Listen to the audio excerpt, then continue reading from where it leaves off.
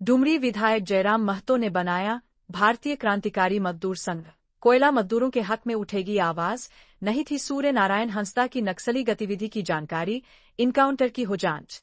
गिरिडीह जिले से डुमरी सीट से जेएलकेएम विधायक जयराम महतो अब कोयला मजदूरों के हितों की लड़ाई लड़ेंगे। इसके लिए उन्होंने भारतीय क्रांतिकारी मजदूर संघ नामक संगठन का गठन किया है। धनबाद सर्किट हाउस में आयोजित प्रेसवार्ता में उन्होंने बताया कि मजदूरों की आवाज को मजबूती देने के लिए यह कदम उठाया गया है। संगठन राज्य के सभी जिलों में जाकर कमेटियों का गठन करेगा और तय समय में यह प्रक्रिया पूरी की जाएगी।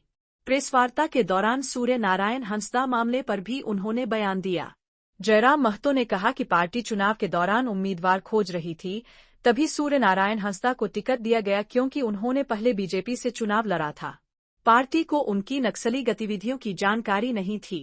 उन्होंने यह भी कहा कि राज्य में आदिवासी मुख्यमंत्री और देश में आदिवासी राष्ट्रपति होने के बावजूद आदिवासी समाज नक्सलवाद से पूरी तरह बाहर नहीं निकल पाया है।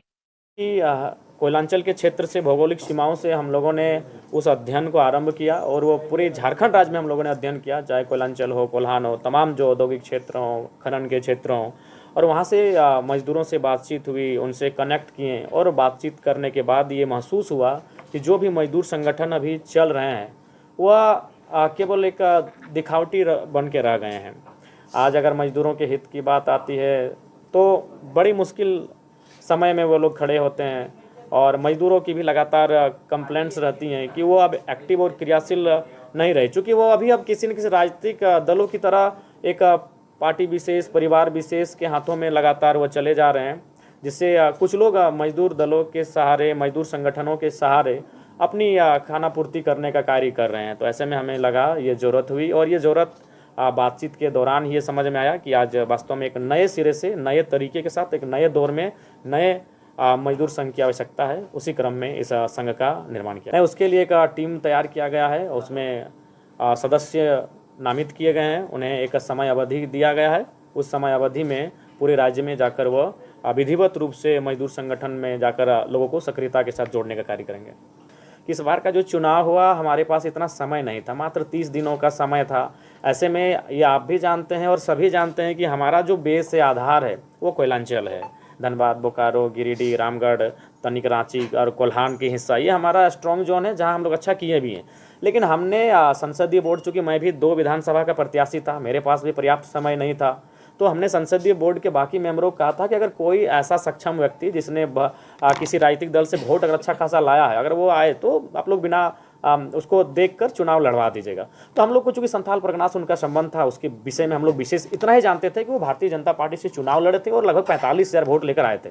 तो हमने सोचा कि शायद अगर वो हमारी राजनीतिक दल से लड़ेंगे तो इस बार अगर वो 50,000 वोट ले आते हैं तो संथाल परगना अभी पाकुड़ से जिले में हमारी एक धाक बनेगी। तो बस हम लोग इतना जानते थे और विशेष हमारी कोई जानकारी नहीं थी, क्योंकि काफ़ी कम दिनों का ये चुनाव था। कोई कैंपेनिंग के लिए टाइम नहीं था, ना हमारे पास प्रत्याशियों का मतलब बैकग्राउंड खंगालने का टाइम था। तो उसके बाद बाकी चीज़ें आप लोग बेहतर जानते हैं। तो अगर बायदो ठीक वो क्या थे, अच्छे थे, बुरे थे, वो आपराधिक थे, क्या थे, नहीं थे, लेकिन कम से कम अगर आज जिस प्रकार से इनकाउंटर के नाम पर या फिर अपराधी के नाम पर, नक्सली के नाम पर आदिवासियों का ही इस राज्य में दोहन किया जा रहा है, ये एक चिंता का विषय है। इसमें सरकार को और तमाम बुद्धिजीवी खेमा को सोचने की आवश्यकता है कि आखिर वो मूल धारा से बाहर कैसे, जिसकी राज्य में सरकार है, मुख्यमंत्री उस समाज का, राष्ट्रपति उसी समाज के, और अगर वे लोग अगर मुख्य धारा से बाहर जा रहे हैं, जिनका इसी राज्य में, जिस राज्य को उनके पूर्वजों ने लड़कर लिया और उनको इनकाउंटर का सामना करना पड़ रहा है, तो हमें लगता है बौद्धिक वर्ग को एक बार उसमें विचार विमर्श करने की आवश्यकता है।